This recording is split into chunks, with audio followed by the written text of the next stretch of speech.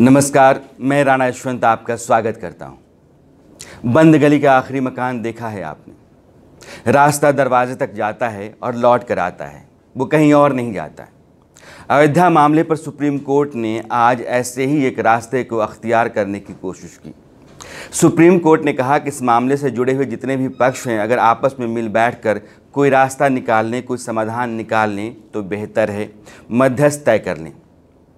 इस मामले पर सुनवाई 8 हफ्ते बाद होनी है। इस दौरान अगर आप चाहें तो मिल बैठ करके मध्यस्थ के ज़रिए इसका समाधान सुप्रीम कोर्ट की निगरानी में कर लें। क्या ये संभव है? जो मामला अदालतों में 1949 से चल रहा है, जिस मामले को लेकर हाई कोर्ट ने फैसला दिया, उस फैसले को चुनौती सुप्रीम कोर्ट में दी गई और सुप्रीम कोर्ट में पिछले 8 साल से 9 साल से यह मामला चलता रहा है। उस पर आपस में सभी पक्ष बैठ करके कोई रास्ता निकाल लेंगे, कोई समाधान निकाल लेंगे, संभव है? नहीं है, वैसे तो नहीं है। अभी जितने हिंदू पक्ष हैं, निर्मोही अखाड़ा को छोड़ दें तो सुप्रीम कोर्ट की इस बात से वो सहमत नहीं हैं। निर्मोही अखाड़ा और सुन्नी वक्फ बोर्ड कहते हैं कि हाँ, मिल बैठ करके कोई बात बन सकती है। लेकिन इससे पहले भी इलाहाबाद हाई कोर्ट ने जब सितंबर 2010 में फ़ैसला आया था, उसके ठीक पहले अदालत ने एक कोशिश की थी कि सभी पक्षों को कहा जाए कि आपस में बैठिए और बैठ करके अयोध्या मामले का एक समाधान निकालिए। नहीं निकला। अदालत ने फ़ैसला दिया, 2 हिस्सा हिंदू पक्ष को गया, एक हिस्सा मुस्लिम पक्ष को गया। उस फैसले को सुप्रीम कोर्ट में चुनौती दी गई है। सुप्रीम कोर्ट उस पर संविधान पीठ बिठा करके सुनवाई कर रहा है। संविधान पीठ के जो जजेस हैं, उनकी अपनी अपनी राय है। जस्टिस चंद्रचूड़ ने कहा है कि यह 2 पक्षों के बीच का मामला नहीं है, बल्कि 2 समुदायों के बीच का मामला है। यह भावना से जुड़ा हुआ है और अगर कोई मध्यस्थ हम तय करते हैं तो कैसे उन लोगों के ज़रिए जो बातें आप तय करेंगे वो दोनों समुदायों के ऊपर लागू होगी या दोनों समुदायों के लोग उसको मानेंगे। इससे इतर राय जस्टिस बोबड़े की थी और जस्टिस बोबड़े को लगता है कि ये 2 समुदायों का मामला है और मध्यस्थता के ज़रिए यह बात बन सकती है। दिल का मामला है, दिमाग का मामला है, रिश्तों को सुधारने की कोशिश का मामला है। ये एक प्रयास है। ये पहली बार है जब अदालत कहती है कि वो भावनाओं पर भी काम कर सकती है या करती है। अभी तक कहा यह जाता है कि अदालतों में भावनाएं नहीं चलती हैं, अदालतें सबूतों पर, साक्ष्यों पर, गवाहों पर चलती हैं, अपना फैसला सुनाती हैं। लेकिन देश की सबसे बड़ी अदालत कहती है कि जो हिंदुस्तान का आज की तारीख में सबसे पेचीदा बड़ा मामला है, वो भावनाओं से जुड़ा हुआ है और भावनाओं के आधार पर ही उसके बारे में फ़ैसला किया जाना चाहिए। इसमें कानून कम दखल देता है या ऐसा लग रहा है कि इसमें कानून के ज़रिए रास्ता नहीं निकाला जाना चाहिए। इसके उलट एक सवाल है कि अगर कानून के ज़रिए, सुप्रीम कोर्ट के फैसले के ज़रिए इसका रास्ता नहीं निकलता है तो आपसी सहमति से निकल जाएगा। इस बात का यकीन सुप्रीम कोर्ट को कैसे हो गया? यह नहीं हो सकता है। एक वाकया जो इसी विवाद से जुड़ा हुआ है, मसला है, उसको मैं आपके सामने रखना चाहता हूँ। सुप्रीम कोर्ट कहीं ना कहीं अपनी जिम्मेदारी को कहीं और रखना चाहता है, ऐसा लग रहा है।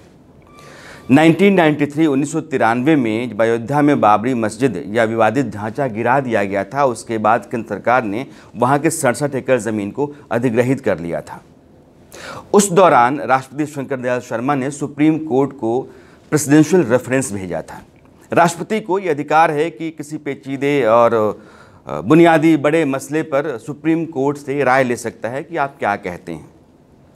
उन्होंने प्रेसिडेंशियल रेफरेंस में ये पूछा था कि चूंकि धर्मनिरपेक्ष देश हैं, नागरिक का अधिकार बहाल रहना चाहिए, सरकार को किसी भी धर्म के हक में कोई फैसला नहीं करना चाहिए, इसलिए आप बताइए कि इस ज़मीन पर, जो विवादित ज़मीन है, मंदिर था या मस्जिद।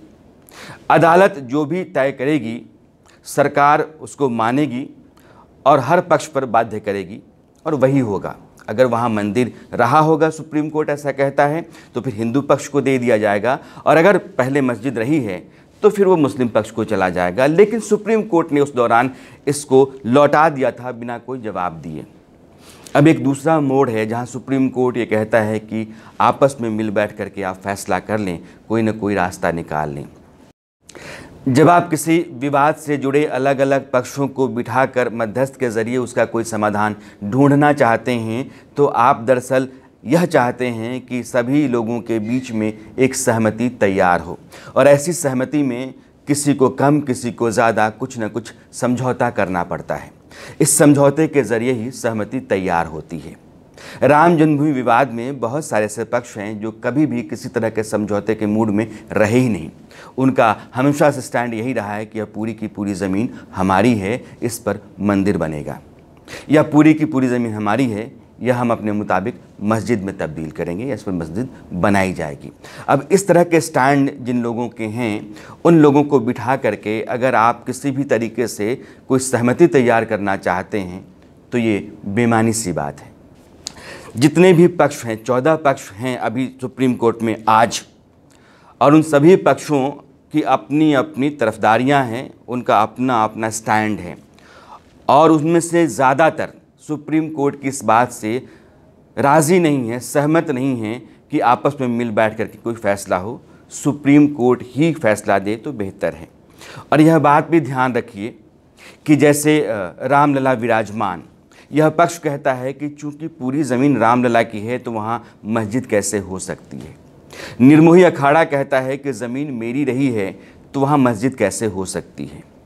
अब अगर फैसला सुप्रीम कोर्ट दे भी, तब भी आपका आज का स्टैंड जो है वो मानने को तैयार नहीं है। आज का आपका पक्ष यह बात साफ करता है कि सुप्रीम कोर्ट अगर कोई ऐसा फैसला देता है जिसमें मस्जिद की हैसियत उस ज़मीन पर होती है तो हमको मान्य नहीं है। ऐसे में सुप्रीम कोर्ट ये सोचता है कि इन सभी पक्षों से वो उम्मीद कर ले कि आपस में बैठ करके कोई रास्ता निकाल लेंगे। ये बंद गली के आखिरी मकान तक जाता हुआ रास्ता है, कहीं नहीं निकलता। इसलिए सुप्रीम कोर्ट को उस पर विचार करना पड़ेगा। दूसरी बात यह है कि अगर सुप्रीम कोर्ट इससे हटता है या देरी होती है, वो कोई ऐसी व्यवस्था करता है कि सभी पक्षों की तरफ से नुमाइंदे आ जाते हैं, एक मध्यस्थ तय कर देता है अपनी निगरानी में, उसके बाद उनके बीच में बातचीत शुरू करा देता है, तो कहीं ना कहीं यह माना जाएगा कि सुप्रीम कोर्ट थोड़ा पीछे हट गया है। और ऐसी स्थिति में हो सकता है कि जो मौजूदा सरकार है वो अयोध्या मामले पर अध्यादेश लाए, कहते हुए कि सुप्रीम कोर्ट पर भरोसा था, लेकिन कोर्ट ने चूंकि अपने पांव थोड़ा पीछे खींच लिए हैं, इसलिए सरकार के लिए ज़रूरी हो गया है कि अध्यादेश के ज़रिए वो ऐसा फैसला ले और वो अध्यादेश जारी कर दिया जाए। इससे आप नाइत्तफाकी नहीं रख सकते हैं। अगला मसला ये है कि केंद्र सरकार ने सुप्रीम कोर्ट के सामने ही अर्जी दे रखी है कि जो 67 एकड़ ज़मीन है अधिग्रहित, उनमें से जो हिस्सा विवादित है 0.313 67.703 एकड़ ज़मीन अधिग्रहित है और 0.313 एकड़ ज़मीन विवादित है, जिस पर विवादित ढांचा था जिसे गिरा दिया गया 1992 में। जो शेष 67.390 एकड़ ज़मीन है, उस ज़मीन को उनके मालिकों को लौटा दिया जाए, यही सरकार ने कोर्ट से कहा है। इसमें से 42 एकड़ ज़मीन रामलला की है, राम जन्मभूमि ट्रस्ट की है। अगर यह ज़मीन लौटाई जाती है तो ट्रस्ट मंदिर बनाना शुरू कर सकता है, क्योंकि उसी ज़मीन पर 1989 में शिलान्यास किया गया था। जो गर्भगृह है, बाबरी मस्जिद जो ढांचा गिरा था, उसका जो मुख्य गुंबद है, उस गुंबद के ठीक नीचे के हिस्से को गर्भगृह माना जाता है कि राम का जन्म वहीं हुआ होगा। यह दावा हिंदू पक्ष करता रहा है और उसको अपने प्रस्तावित मंदिर का गर्भगृह मानता है, लेकिन बाकी जो आसपास का हिस्सा है उस पर मंदिर निर्माण का कार्य शुरू हो सकता है अगर सुप्रीम कोर्ट केंद्र सरकार की इस अर्जी को स्वीकार करते हुए उस ज़मीन को लौटाने का आदेश दे देता है। तो अयोध्या विवाद जो है एक नए विवाद में आकर के फंसेगा।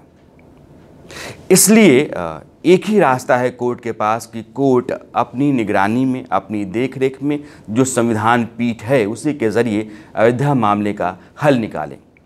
हिंदुस्तान जैसे बड़े देश की सबसे बड़ी अदालत अगर अपने अलावा कोई और रास्ता देखती है इस देश के सबसे बड़े विवाद के लिए, तो ये नामुमकिन सी बात है। सुप्रीम कोर्ट के लिए बस एक ही लाजमी सी बात है कि वो जिस रास्ते पर चले वो गली के आखिरी मकान तक या बंद गली के आखिरी मकान तक का रास्ता ना हो। नमस्कार।